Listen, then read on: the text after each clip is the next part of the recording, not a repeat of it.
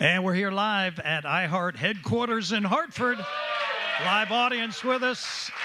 Enthusiastic. Ben Darnell is jacking them up during the commercials, and we're getting after it with Coach Jim Mora. A week from Saturday, UConn kicks it off at Maryland against the Terrapins. Radio coverage 10:30. Bob Joyce, a Hart Auto Group countdown to kickoff. Then Wayne, Adam, and myself will have the game broadcast at 12 noon here along the UConn Sports Network, the Varsity Network at varsitynetwork.com.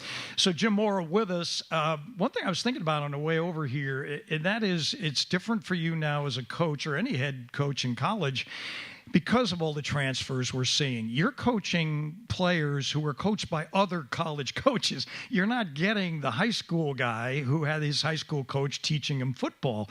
How different is that, and what kind of problems, if any, does that really present? Well, there's potential problems if you select the wrong transfer to bring into your program that maybe is a mercenary, doesn't have a team-first attitude, is thinking, hey, I'll be here for a few months and I'll go to the league and it's all about me. We've been very fortunate, especially this year, in that the 27 guys we brought in have kind of surrendered themselves to the UConn football culture, which I think is so important for us to have success.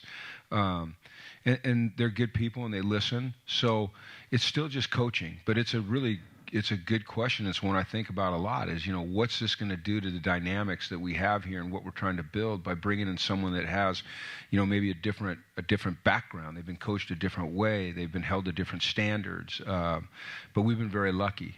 Our guys, the guys we brought in, really good people, really good football players.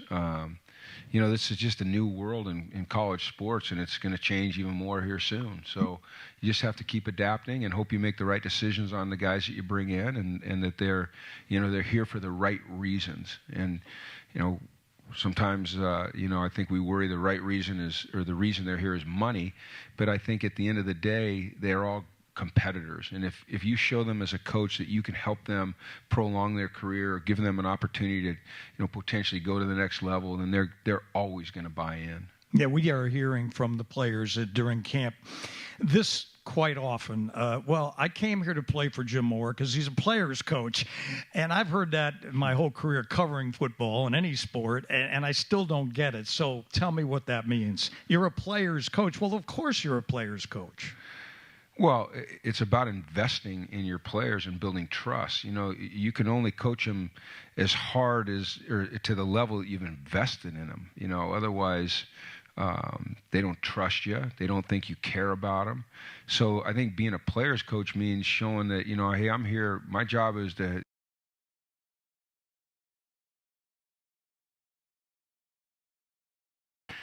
you on your shoulders to try to get what we want. And I think it's just, the way you talk to them, the way you treat them. It doesn't mean that you're soft. I mean, I'm not easy on them.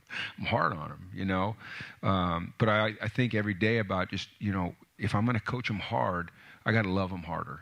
And that's kind of a philosophy I've always had. Because I'm going to coach them hard, and I'm going to get after them, and I'm going to be demanding. But they need to know that it's coming from a really good spot, and they can never doubt that. And once they doubt it, it's tough to get them back. Yeah, football players are competitors more than maybe any other athlete in my mind, because it takes so much to be a football player, and it's all that commitment you talked about. So when you get guys through the transfer portal, just tell me about that process, because you're on a phone with them, a Zoom call. Do they come see you?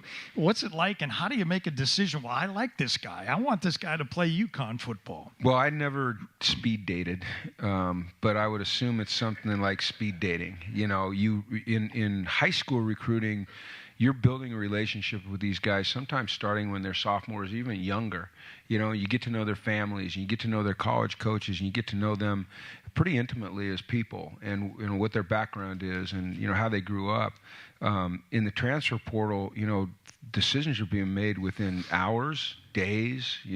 Rarely is it a week or more than a week that a guy goes in and isn't jumping somewhere else. So the most important thing you can do is get them on campus, get to know them, get them around your players.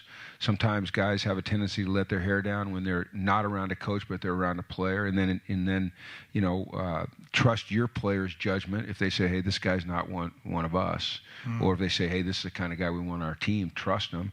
You do background work on them. You talk to high school coaches, you're going to talk to their college coaches from the places they're coming from that typically someone on our staff has a relationship. And then you trust your gut, and you cross your fingers, and you hope they're the right types of people. I think last year we made several mistakes that hurt us. This year, at this point, we're 10 days out from the first game, but I haven't felt like there's many mistakes.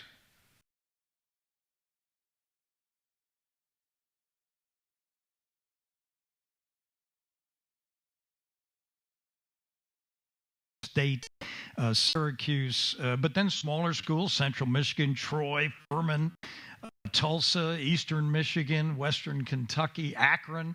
What is the difference for a football player who comes from a Big Ten school versus a guy that comes from Akron? You got a pretty good receiver, I believe, or a running back from Akron. It looks receiver, like, yeah. Or he can play. Yeah, he can play. I think where we sit right now at University of Connecticut, our football program, not being in a conference, not being in a power, not being in a conference, not a power team, is there's an opportunity to get some guys that maybe aren't playing enough at the P4 level that have the ability to play, but maybe there's someone in front of them that's blocking their way, somebody better. Maybe the opportunity hasn't presented itself for them. And then there's these guys that are at smaller schools that want to level up. And so we kind of hit that group right there, and we've been able to find some good players. Yeah, we're going to meet some of them. We're going to talk about some of these guys, too.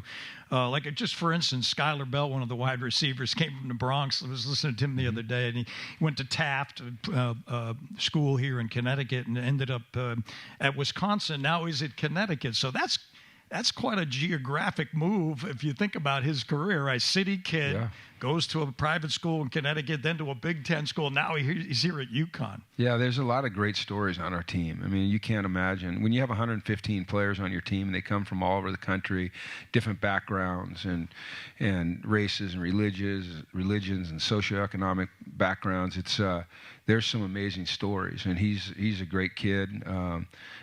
He's a good player, too. He's a starter at Wisconsin. T.J. Sheffield was a starter at Purdue. So, when I make that comment that, some of those guys that weren't getting an opportunity, some of them, maybe they just want the ball more. Maybe they didn't like the environment they're in. Maybe they wanted to, come here and get coached by this staff. But there's a lot of great stories, a lot of really, really interesting. If you heard some of the stories about some of the things that our kids have gone through in their lives, it would absolutely blow you away. It's mind-boggling.